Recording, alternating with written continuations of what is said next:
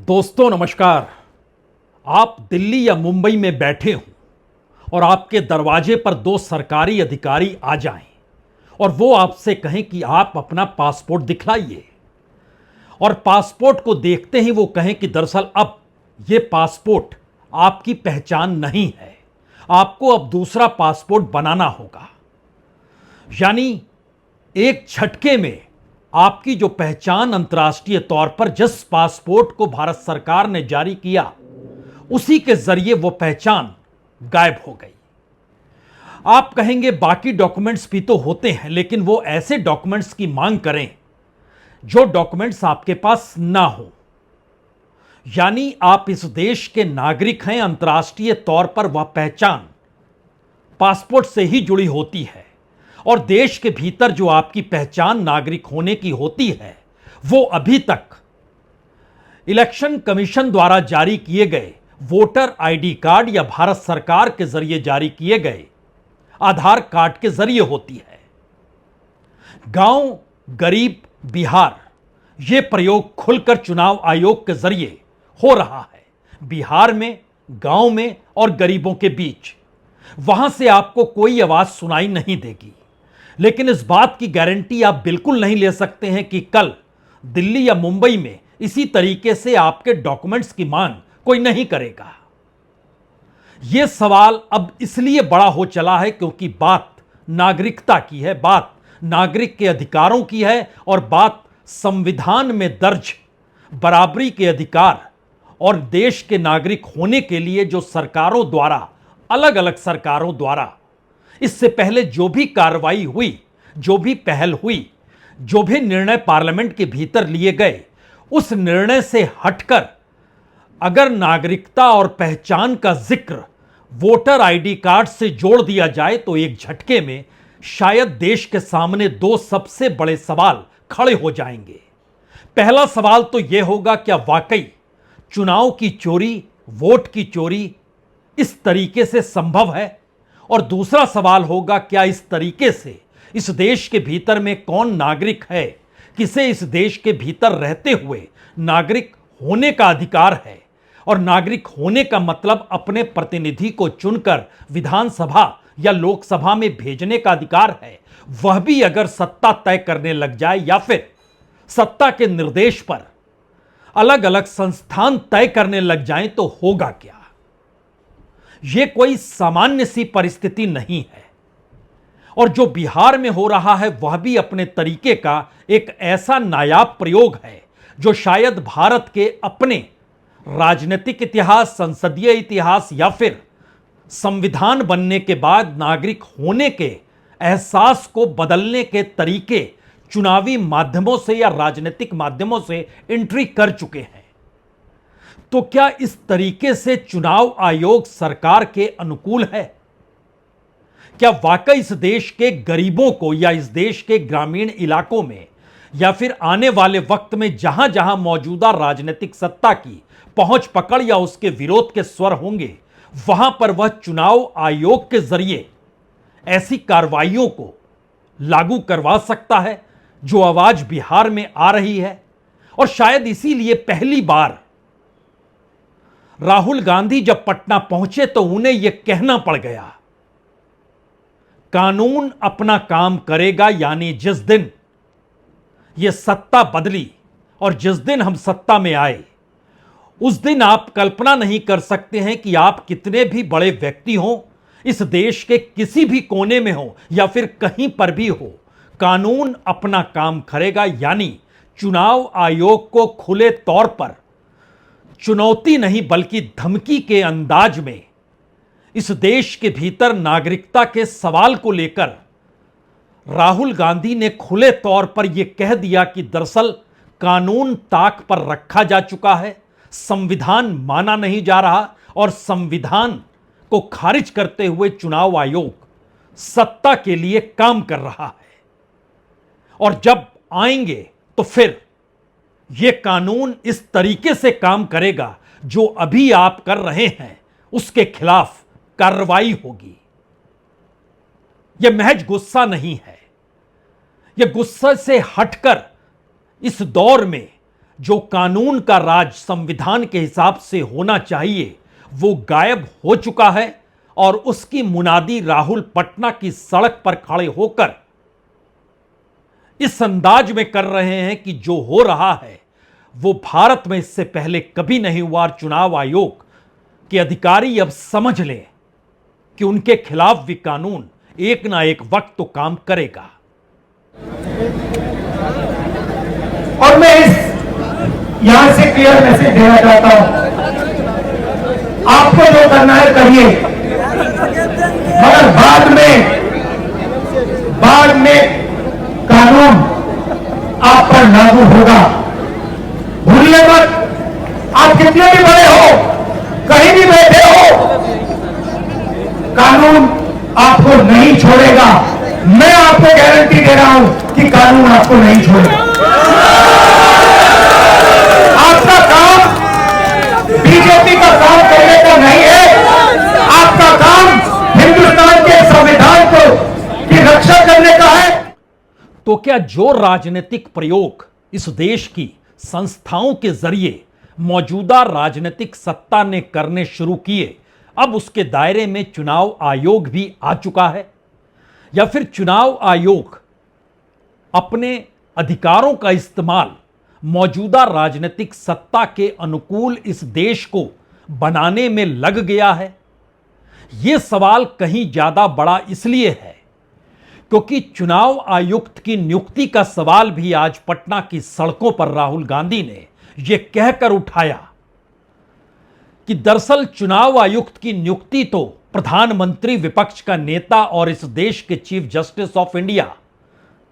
इन तीनों को मिलकर करना था, लेकिन एक झटके में सुप्रीम कोर्ट के इस फैसले को बदल दिया सत्ता ने, क्योंकि उनकी ताकत संसद के भीतर थी और बाकायदा वो एक बिल लेकर आए जिसमें कहा गया इसमें मुख्य न्यायाधीश यानी चीफ जस्टिस ऑफ इंडिया की क्या जरूरत है, यह तो एक गवर्नेंस का काम है। विपक्ष के नेता की मौजूदगी तो ठीक है, लेकिन इसमें चीफ जस्टिस नहीं रहने चाहिए। और एक झटके में चीफ जस्टिस की जगह कैबिनेट मिनिस्टर को शामिल करते हुए इस बात का संदेश जब खुले तौर पर दे दिया गया कि अब चुनाव आयुक्तों की नियुक्ति प्रधानमंत्री, देश के गृह मंत्री और विपक्ष के नेता करेंगे और जो बहुमत होगा वो व्यक्ति की नियुक्ति हो जाएगी, तो कोई भी कह सकता है कि दरअसल नियुक्ति तो सरकार जिसे चाहेगी उसी की होगी। लेकिन बात सिर्फ इतनी भर नहीं है, सवाल उसके आगे इसलिए है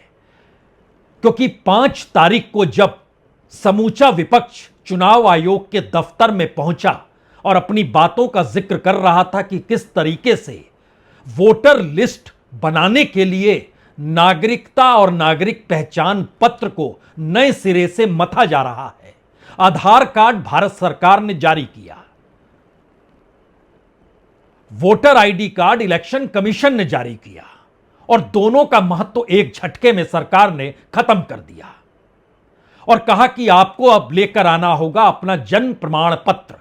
माता पिता के जन्म प्रमाण पत्र को भी साथ लाना होगा। और इस तरीके से अलग अलग जिक्र करते हुए उसमें कहा गया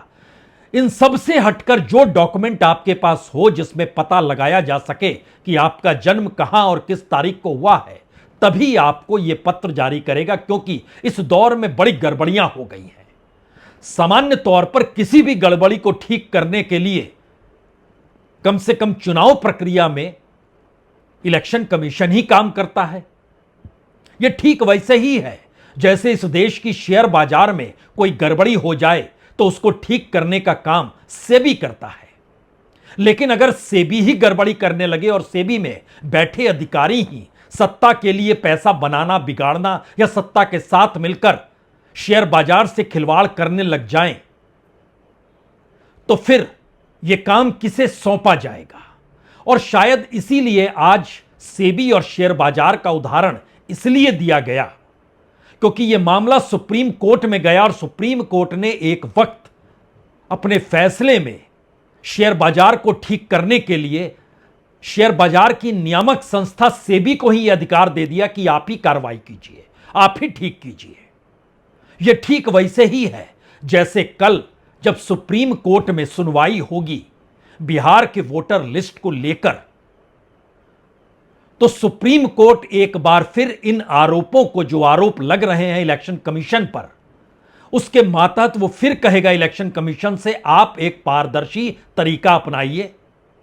लोगों को कोई शिकायत ना हो उस दिशा में आप पहल कीजिए, काम कीजिए और इस अंदाज में काम कीजिए कि दरअसल लोगों को यह लगे कि हां उनके साथ अन्याय नहीं हो रहा है या कोई गड़बड़ी हो नहीं रही है। इससे हटकर कौन सा रास्ता है? लेकिन उसके बाद का सवाल यह है, अगर सेबी के भीतर जब आरोप करप्शन के लगे सेबी की चेयरमैन के माधवपुरी के ऊपर और सीधे सीधे दस्तावेजों में बतलाया दिखलाया गया कि किस तरीके से गड़बड़ियां उन्होंने की और क्या क्या हुआ, उसी तरीके से अगर मौजूदा परिस्थिति में इलेक्शन कमीशन को आप देखें तो अगला सवाल यह भी होगा, जब चुनाव आयुक्त की नियुक्ति सरकार कर रही है और जिस विचारधारा या जिस सोच के तहत वह इस देश में सत्ता जीतना चाहती है, सत्ता में टिके रहना चाहती है, लोगों को अपने साथ जोड़ना चाहती है और लोगों के वोटर लिस्ट को भी अब वो अपने अनुकूल अगर तैयार करना चाहती है, तो फिर चुनाव आयुक्त भी कौन सी कार्रवाई करेगा और सुप्रीम कोर्ट भी कुछ हटकर कोई निर्णय कैसे देगा? और इस प्रक्रिया के भीतर एक सवाल और सबसे बड़ा इस दौर में राहुल गांधी ने ही पटना की सड़क पर ही अपने भाषण में कह दिया कि दरअसल चुनाव आयुक्त अगर संघ और बीजेपी का है और अगर इलेक्शन कमीशन के भीतर पार्टी और संगठन से, विचारधारा से जुड़े लोगों की मौजूदगी है, तो फिर बचेगा क्या? और इससे ज्यादा खतरनाक स्थिति क्या हो सकती है? क्योंकि जब विपक्ष के तमाम नेता पहुंचे तो सबने आकर यही कहा, लग ऐसा रहा था जब सवालों को हम कर रहे थे कि वहां पर बीजेपी के कार्यकर्ता या उसका कैडर या फिर संघ के स्वयंसेवक बैठे हैं। इलेक्शन कमीशन, मैं आपको साफ बोल रहा हूं और आप जानते हो मैं बिना बात को समझे, बिना गहराई में जाकर मैं नहीं बोलता हूं। मैं हिंदुस्तान की जनता को और बिहार की जनता को कह रहा हूं कि महाराष्ट्र का चुनाव चोरी किया गया था और जैसे महाराष्ट्र का चुनाव चोरी किया गया था, वैसे ही बिहार का चुनाव चोरी करने की कोशिश की जा रही है। हमारे लोग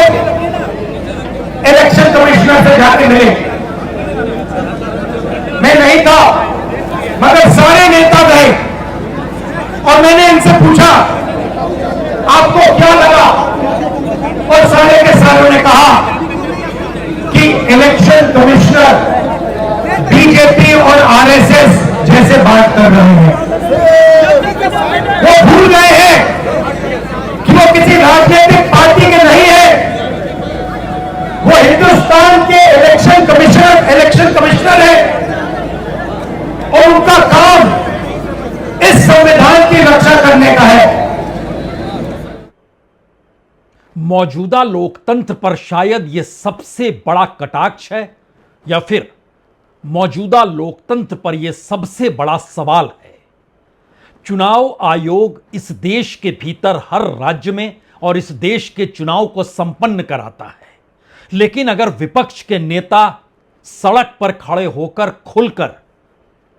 यह कह रहे हैं कि दरअसल सत्ता के लिए चुनाव आयोग काम कर रहा है और जो चुनाव आयुक्त की भूमिका में है या फिर जो बड़े बड़े अधिकारियों की मौजूदगी है, अगर वह संघ के स्वयंसेवक और बीजेपी के कैडर की विचारधारा को ही साथ लेकर चल रहे हैं, तो फिर इस देश के भीतर जो वोटर लिस्ट भी तैयार होगी, वह वोटर लिस्ट भी धीरे धीरे सही, आज बिहार से शुरुआत हुई है, कल वो दूसरे प्रांत में जाएगी, हो सकता है अगला बंगाल निशाने पर हो, उसके बाद असम हो, उसके बाद उत्तर प्रदेश हो और धीरे धीरे समूचे देश के भीतर क्या इस तरीके से एक वोटर लिस्ट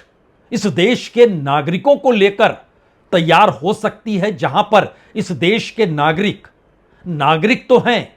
लेकिन उनका नाम वोटर लिस्ट में नहीं है। और बतौर नागरिक वो इस देश में नो मैंस लैंड की स्थिति में आकर खड़े हो चुके हैं। क्या वाकई बिहार के भीतर जो अलग अलग जगहों पर जिस तरीके से बीएलओ घूम रहे हैं, बीएलओ के सुपरवाइजर जो अलग अलग डॉक्यूमेंट्स की मांग कर रहे हैं, और सिर्फ 15 दिन ही तो बचे हैं तमाम डॉक्यूमेंट्स को जमा करने को लेकर, क्योंकि 25 तारीख तक सब कुछ जमा हो जाना है। और ग्रामीण इलाकों में किसकी कितनी मौजूदगी, किस तरीके से कौन है नहीं है, उसके डॉक्यूमेंट हैं या नहीं है, क्योंकि इस दौर में बातें खुले तौर पर यह कह दी गई है, आधार कार्ड नहीं चलेगा, वोटर आईडी नहीं चलेगा, राशन कार्ड से काम नहीं चलेगा। तो बचेगा क्या? और किस स्थिति में बात इसलिए बड़ी हो गई है क्योंकि अगर धीरे धीरे इस देश में किसी एक विचारधारा या किसी एक सोच के अनुकूल कोई राजनीतिक सत्ता इस देश के तमाम संवैधानिक संस्थानों को या स्वायत्त संस्थानों को इस काम में लगा दे, और काम में लगाने से पहले उन संस्थानों के भीतर अगर ऐसी ही भर्तियां होने लग जाएं या ऐसे ही लोगों को हायर पद पर बैठाया जाए जो निर्णय ले पाते हों, वह या तो संघ की विचारधारा से जुड़े हुए हों, या उससे प्रभावित हों, या उसकी सोच को ही मानते हों, या फिर बीजेपी के जो भी अपनी विचारधारा है उस विचारधारा से वो ओतप्रोत हों। इसका दूसरा हिस्सा यह भी निकलता है कि वाकई इस देश में अब तमाम संस्थानों के भीतर वही व्यक्ति ऊपर जा सकता है, वही व्यक्ति प्रमोट हो सकता है, वही व्यक्ति उस पद पर पहुंच सकता है जहां उसको निर्णय लेने के अधिकार हों, अगर उसकी करीबी मौजूदा सत्ता के साथ होगी तो ही। यानी दोनों परिस्थिति एक साथ इस देश के भीतर चल रही है, जिसका बड़ा राजनीतिक प्रयोग क्या बिहार में हो रहा है, और वो प्रयोग बिहार में होने के बाद इस देश के भीतर भी हो सकता है। और शायद इसीलिए पहली बार यह सवाल है कि इलेक्शन कमीशन के अधिकार, उसकी भूमिका, उसकी पहल और चुनाव नजदीक आने के वक्त यह पूरी कवायद, इसका मतलब क्या है। आज पटना की सड़कों पर भीड़ थी, लोग हाथ में झंडा लिए हुए थे, तिरंगा भी लिए हुए थे, अलग अलग पार्टियों के झंडे भी लहरा रहे थे, और हर सहन में यह सवाल था यह कैसे अधिकार चुनाव आयोग के पास हो जाए कि वह नागरिकता दे या ना दे वोटर लिस्ट के आश्रय, यह सवाल वो खड़ा करने लग जाए। नागरिकता चुनाव आयोग पूछेंगे, अब हमको बताइए ना, चुनाव आयोग पूछेंगे, चुनाव आयोग होते कौन है? मेरी नागरिकता पैदा लिए हम यहाँ, मेरा बाप दादा पैदा लिया, हम भारतीय हैं, हम पाकिस्तानी और चाइना के हो गए। आप हमको पिछले दरवाजे से, आप बीजेपी की बी टीम है। यह महत्वपूर्ण सवाल तो है कि चुनाव आयोग इस देश के लोगों की नागरिकता तय नहीं कर सकता है। हां, वोटर आईडी कार्ड आपकी नागरिकता की पहचान हो सकता है, लेकिन इसके अगला सवाल यह है कि आज पटना की सड़कों पर या बिहार के भीतर जब समूचा विपक्ष सड़क पर नजर आया, चूंकि चुनाव 3 महीने के बाद होने हैं और उससे पहले चुनाव के जरिए जीत हार किसी भी राजनीतिक दल के लिए शायद ऑक्सीजन का काम करती है, शायद पानी का काम करती है, अन्यथा उसकी मौत निश्चित होती है अगर वह चुनाव ही ना जीत पाए। और चुनाव ना जीतने देने की परिस्थिति में अगर इस देश में लोकतंत्र को संभाले हुए संस्थाएं ही सत्तानुकूल नजर आने लगे तो फिर मसला यह विपक्षी राजनीतिक दलों का और नेताओं भर का बिल्कुल नहीं होता है। सवाल लोगों से जुड़ा होगा, सवाल लोगों तक जाएगा, लोग ऐसे में खड़े होंगे। तो क्या इस तरह की कोई कवायद अब विपक्ष की राजनीति करने को तैयार है? क्योंकि बिहार के गांव-गांव के भीतर आंदोलन को कई मौकों पर बिहार ने देखा है और समझा है अपने अधिकारों को लेकर भी। गरीबी जरूर है, पिछड़ापन जरूर है, और उसमें मुफलिसी और 2 जून की रोटी को जुगाड़ करना भी मुश्किल है। लड़ने की ताकत यूं भी खत्म हो जाती है। लेकिन यही सवाल शायद पहली बार कांग्रेस के सामने है।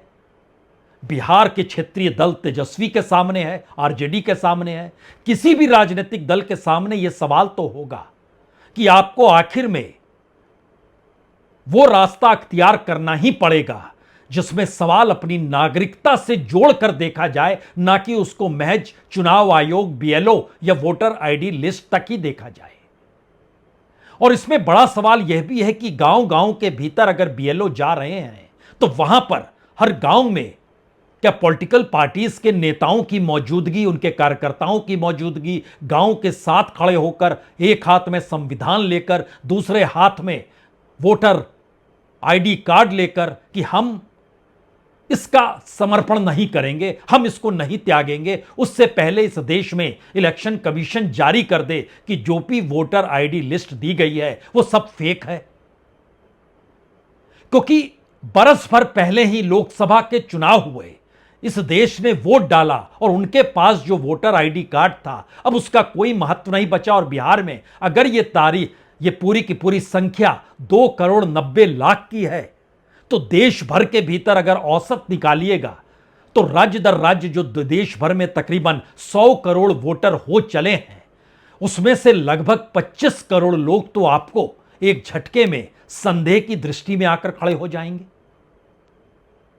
तो क्या यह सिचुएशन आ सकती है? और जो बिहार में हो रहा है उसमें लोगों को अब अपनी नागरिकता के सवाल को लेकर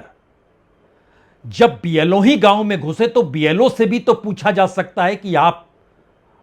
अपना जन्म प्रमाण पत्र भी दिखाइए कि आपके पास वो है या नहीं है। जो डॉक्यूमेंट्स आप गांव के लोगों से मांग रहे हैं या बिहार के वोटरों या नागरिकों से मांग रहे हैं वो आपके पास है या नहीं, पहले आप खुद प्रूफ कीजिए कि आप के पास वो डॉक्यूमेंट्स हैं। क्या ऐसी स्थिति आ सकती है इस देश के भीतर में? क्योंकि बिहार की सड़कों पर आज सबको पता है कि चुनाव नजदीक है और चुनाव के मद्देनजर यह शोर शराबा है, लेकिन उसके भीतर की परिस्थिति का सवाल इसलिए महत्वपूर्ण है क्योंकि जिस वक्त सुप्रीम कोर्ट ने कहा था कि चुनाव आयुक्त को चुनने के लिए chief justice of India, opposition leader और प्राइम मिनिस्टर तीनों की मौजूदगी होगी, और उसके बाद केंद्र सरकार बिल ले आई और उसने चीफ जस्टिस को बाहर का रास्ता दिखला दिया और कैबिनेट मिनिस्टर को जोड़ लिया, यानी होम मिनिस्टर को जोड़ लिया, यानी सत्ता ही तय करेगी, 2-1 हमेशा रहेगा। यह जब तय कर लिया और धीरे धीरे बात आगे बढ़ते बढ़ते विपक्ष का नेता अब अगर कहने लगे कि दरअसल ये लोग संघ और बीजेपी के ही लोग हैं, तो फिर इस देश के भीतर देश को चलाने वाली तमाम संस्थाओं में राजनीतिक तौर पर आपकी जागरूकता ही मायने रखेगी। यानी इस देश की ब्यूरोक्रेसी जो कॉन्स्टिट्यूशन के लिहाज से कानून के राज को लागू कराने के लिए जानी जाती है और किसी भी पॉलिटिकल पार्टी का साथ उसे नहीं देना है, यही उसकी पहचान रही है। वो यूपीएससी का पूरा चार्टर इसकी बात की बखान करता है। स्टेट के जो भी परीक्षाएं होती हैं, बिहार में भी बीपीएससी की परीक्षा में भी इस बात का ज्ञान होता है कि जब नौकरी लगती है तो उसमें कहां कहां हस्ताक्षर करने पड़ते हैं, जो सीधे तौर पर कहते हैं कि आप संविधान को मानोगे, उसी हिसाब से काम करोगे। एक झटके में सारी चीज गायब। तो क्या एक ऐसी सिचुएशन आएगी जहां पर अब लोगों को अपने तौर पर चीजों को समझना बूझना होगा और पॉलिटिकल पार्टीज को अपनी राजनीति का विस्तार जनता के विस्तार के पीछे खड़े होकर करना होगा? क्योंकि आज जो नजारा था उसमें राहुल गांधी की मौजूदगी थी, तेजस्वी की मौजूदगी थी। देखिए इस नजारे को।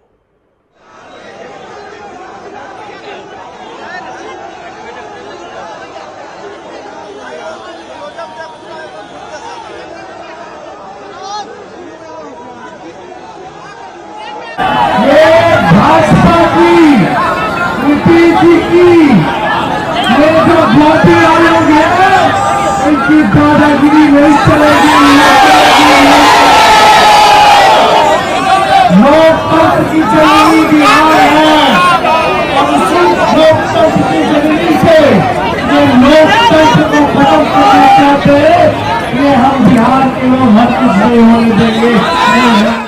सवाल तो यह है कि ये हालात क्यों आ गए और अगर आप कड़ियों को जोड़ना शुरू कीजिएगा तो हो सकता है आपके सामने महाराष्ट्र का मॉडल बार बार खुलकर सामने आकर खड़ा हो जाए। क्योंकि महाराष्ट्र में सत्ता में आने के लिए शिवसेना को कैसे तोड़ा गया, उस तोड़ी हुई शिवसेना को लेकर इलेक्शन कमीशन की भूमिका और सुप्रीम कोर्ट का फैसला, दोनों को अगर आप परख लीजिएगा तो आप समझ जाएंगे कि इस देश के भीतर संवैधानिक पदों पर बैठे हुए व्यक्ति सत्ता में सत्ता की बरकरार रखने के लिए कैसे काम करते हैं। यह महाराष्ट्र के राज्यपाल पर उठी उंगली, वह भी सुप्रीम कोर्ट की, और यह कहते हुए कि उन्होंने असंवैधानिक कार्य किया। इससे बड़ी परिस्थिति क्या हो सकती है? दूसरी स्थिति, शिवसेना टूटी, लेकिन टूटी हुई शिवसेना को ही असली मान लिया जाए और उसको सब कुछ दे दिया जाए, वो चुनाव चिन्ह हो या फिर उस पार्टी को बनाने वाले का नाम हो, वह भी दे दिया जाए। यह काम चुनाव आयोग ने किया। और इन सब के बीच विधानसभा के भीतर तमाम भूमिकाएं और सुप्रीम कोर्ट का उस पे फैसला, अगर सबको एक साथ परखिएगा तो वो सरकार एक मिनट नहीं रह सकती। लेकिन मुख्यमंत्री भी रहे, सरकार भी बरकरार रही, सब कुछ चलते रहा। और फिर उसके बाद जब महाराष्ट्र के चुनाव हुए तो उसमें जितनी बड़ी संख्या वोटरों की होनी चाहिए उससे ज्यादा बड़ी संख्या वोटर लिस्ट में नजर आने लग गई। यानी 18 बरस के ऊपर के जितने भी नागरिक और वोटर महाराष्ट्र के भीतर हैं, जो महाराष्ट्र सरकार का आंकड़ा है उससे ज्यादा चुनाव आयोग के आंकड़ों में वो नजर आने लगा। और साथ साथ कमोवेश तीसरे चौथे फेज में होते होते बात यहां तक आ गई कि हर फेज में जितनी वोटिंग हुई उससे ज्यादा बड़ी तादाद में नजर स्थितियां आने लगी। कई गांवों के भीतर विरोध हो गया कि दरअसल हमने वोट जिसे दिया उसे वोट तो मिला ही नहीं, और जो शख्स जीत गया उसे तो हम वोट दे नहीं सकते हैं। तो गांव अपने लिए प्रयोग करने लगे कि हम अपने लिए प्रयोग करते हैं और हम एक वोटर लिस्ट बनाते हैं और उसमें एक बैलेट पेपर रखते हैं। चुनाव आयोग इसे भी बर्दाश्त नहीं कर पाया और उसने इसे गैर कानूनी, गैर संवैधानिक करार दे दिया। यानी महाराष्ट्र का प्रयोग एक चुनाव की हद के दायरे में था। बिहार का प्रयोग इस देश के भीतर उस सोच और उस विचारधारा को देश के अनुकूल गढ़ने की सोच के साथ खुले तौर पर अगर नजर आ रहा है, जिसके लिए राहुल गांधी चिता रहे हैं, तो शायद भारत के लोकतांत्रिक इतिहास ज्यादा दिन बीते नहीं हैं। 1950 में संविधान बना, 52 में पहला इलेक्शन हुआ। उसके बाद की तमाम परिस्थितियों से निकलते चले जाइए, प्रधानमंत्रियों के कालखंड को देखते चले जाइए, इलेक्शन कमीशन में होने वाले चुनाव आयुक्त की भर्तियों पर भी इससे पहले सवाल उठे। लेकिन यह सवाल पहली बार है कि वोटर होने के लिए नागरिक होने की परिस्थितियों से और उस दस्तावेजों से लोगों के अस्तित्व को जोड़ दिया गया, और यह काम वोटर लिस्ट के नाम पर हो रहा है।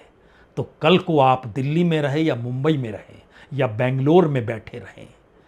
कोई अधिकारी आएगा और कहेगा कि आपके पास जो पासपोर्ट है दरअसल अब वो वैलिड नहीं है। कहीं कोई नोटिस नहीं कि इससे पहले के तमाम पासपोर्ट खारिज किए जाते हैं, बावजूद इसके अब जो डॉक्यूमेंट्स की मांग होगी आप उसको खोजने निकल जाइए। तो क्या वाकई उस दिशा का लेकर राहुल गांधी अब सचेत कर रहे हैं, इसीलिए चेतावनी दे रहे हैं कानून के हिसाब से काम होगा आने वाले वक्त में। और आप कहीं भी रहें, कितनी भी बड़ी हस्ती के तौर पर रहे, कार्रवाई कानून के तहत आपके खिलाफ होगी। तो क्या इस वक्त सब कुछ कानून से हटकर है या कानून ताक पर रखकर है? बहुत बहुत शुक्रिया, बहुत बहुत शुक्रिया।